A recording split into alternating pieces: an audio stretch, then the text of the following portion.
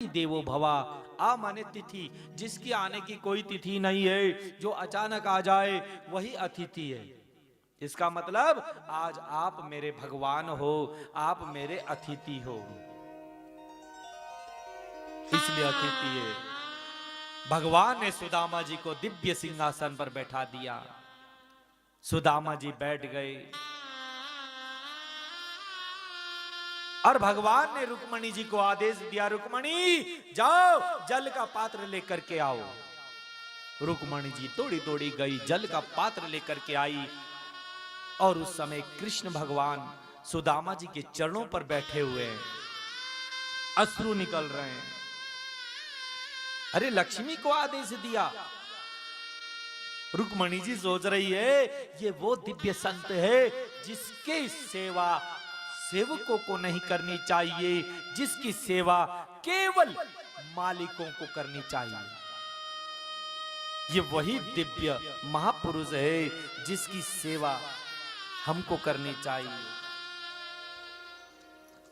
और सुदामा जी बैठे हैं सहमे सहमे, और भगवान ने सुदामा जी के चरणों को पकड़ा हुआ है अपने हाथों पर, और अश्रु निकल रहे हैं। देख रहे हैं पूरे पैरों पर दरारें पड़ी हुई हैं, कांटे ही कांटे चुभे हुए हैं सुदामा जी के। सुदामा जी ने कहा, अरे कन्हैया ये क्या कर रहे हो आप मेरे पैरों पर बैठ करके, मेरे साथ बैठो। भगवान ने कहा मैं बैठ जाऊंगा, पहले मुझे सेवा करने दो मित्र, बहुत दिनों के बाद तुम मेरे पास आए हो। भगवान ने भुजाओं को उठाया, भुजाओं से पैरों को उठाया और कहा, मित्र पीतांबर लिया और झाड़ी सुदामा जी के पैरों की धूल और सने सने सहलाया।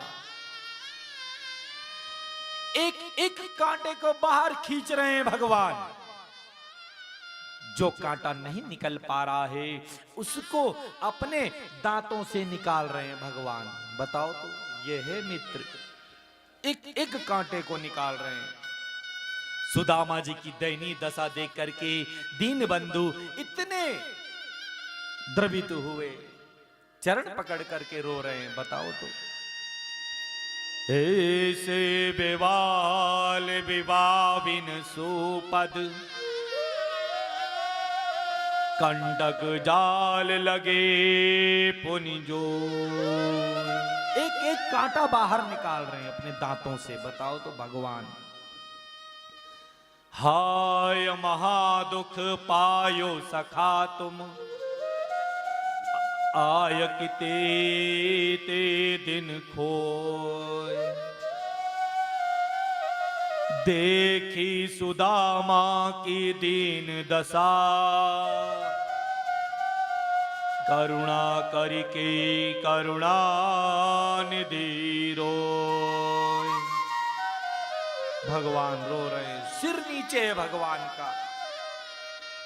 पानी परात को हाथ छुयो नहीं, नैनन के जल सो पद धोय। भगवान जब तक नैनों के जल से चरण धो रहे थे तब तक रुक्मणी जल का पात्र लेकर के आई, और रुक्मणी जी देख करके खड़ी हो गई, मूर्ति बन गई, जैसे स्तब्ध खड़ी की खड़ी रह गई। तब तक गोविंद ने सुदामा जी के चरणों को धो दिया। ऐसे दीन बंधु भगवान, समझ रहे हो, बिना दोस्ती के भगवान भी नहीं मिलते।